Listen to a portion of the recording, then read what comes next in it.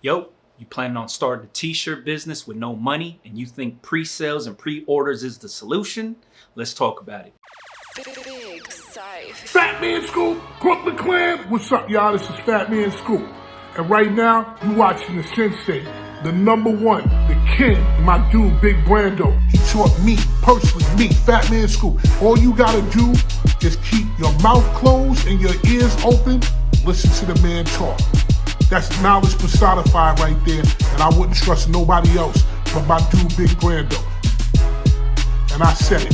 Fat Man Scoop, Big Brando, let's go! What's happening, everybody? Boy, Big Brando, and today we're gonna be talking about pre-sales, pre-orders for your t-shirt business. Now, this is a question that I get all the time. One, it's how do I start a t-shirt business if I don't have no money? Or, hey, I'm on a tight budget. Do you think doing a pre-sale or a pre-order would work? And the general, what's my thoughts on doing pre-sales? So for those of you that don't know, a pre-sale or a pre-order is you basically promoting one t-shirt. You don't have no inventory on that t-shirt. You put it for sale on your website. You sell X amount of t-shirts, and then you take the money, then you go get the shirts printed, and then you ship them out. So that way you don't have an overstock of inventory. You only print what you sell, and it's basically like the people are fronting the money up front, so you could take that money and then go get the shirts made. In people's heads, this is the best way to get started. They see a lot of their favorite big name brands doing the same exact thing, so they're like, oh man, if they could do it, I'm gonna do it.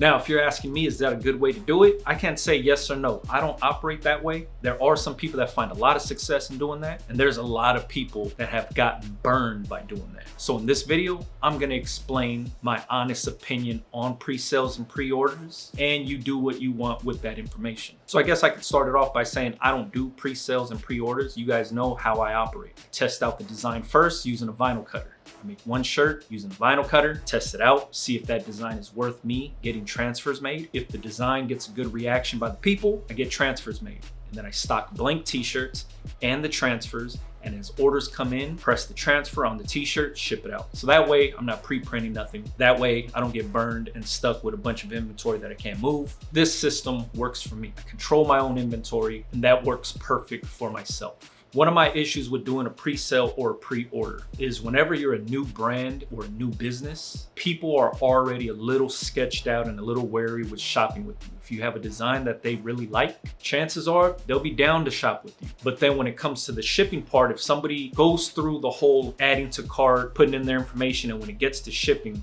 then they find out it's gonna take 10 to 15 days just to process the order, or sometimes a month to process the order and then ship out to you. That turns some people off. Some people are like, I don't know if I wanna wait that long. I don't know if I wanna trust this company because it's gonna take so long. Most people that shop online are very impatient. That's why we use things like Amazon, and we always look for the fastest shipping. Is it gonna get delivered tomorrow? Is it gonna get delivered same day? We might not need it right away, but we want it as soon as possible.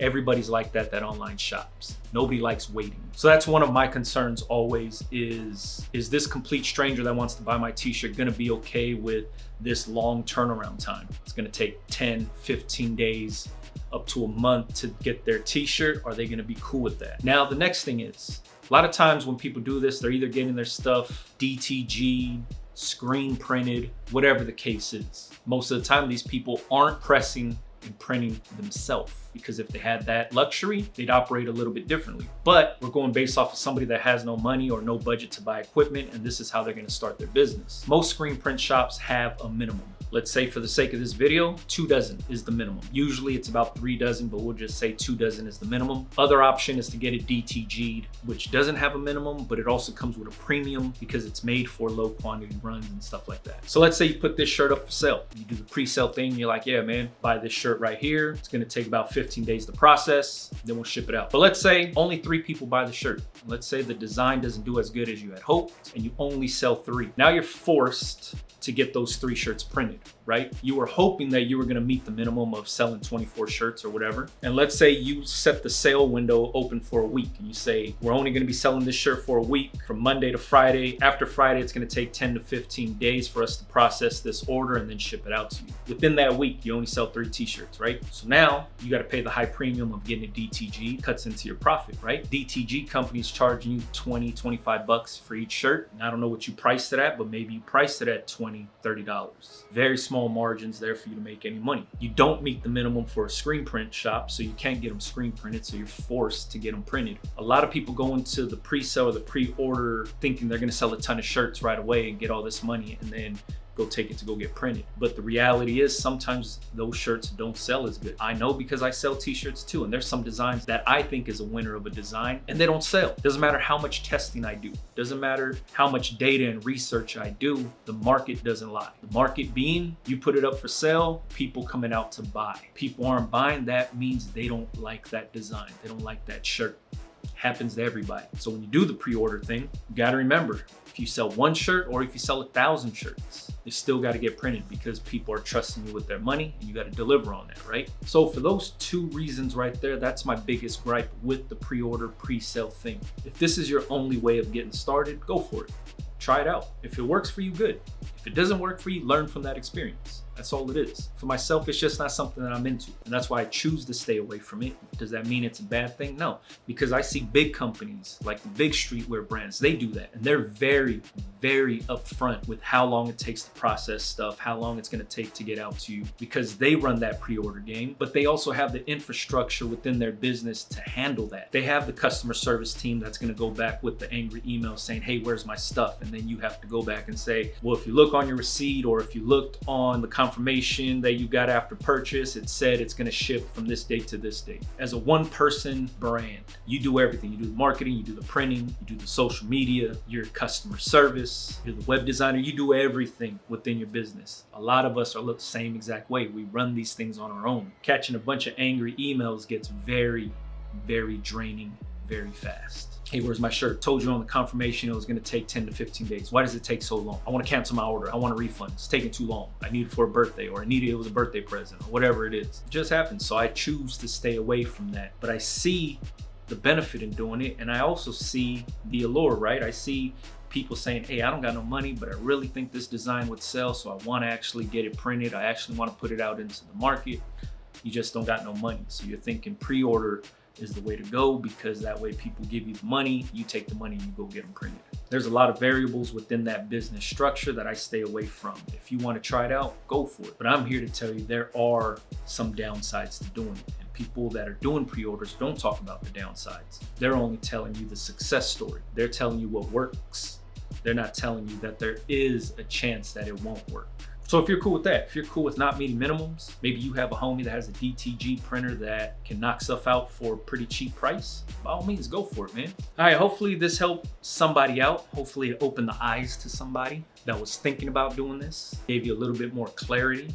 Sorry I don't have too many success stories about pre-orders because I don't know too many. The only ones I see are the big streetwear brands that do it. And my best advice for somebody that doesn't have any money that wants to start a clothing brand, there's a lot of things that you can do before you buy equipment, before you buy inventory. There's a ton of things that you can do for free while you're saving up money. Is research. Research who you want to sell to. Research your target audience to a T. I'm talking dig deep into who you want to sell your clothes to. Start beefing up your social media, learning how to post, learning what's effective, creating community, creating engagement, constantly design.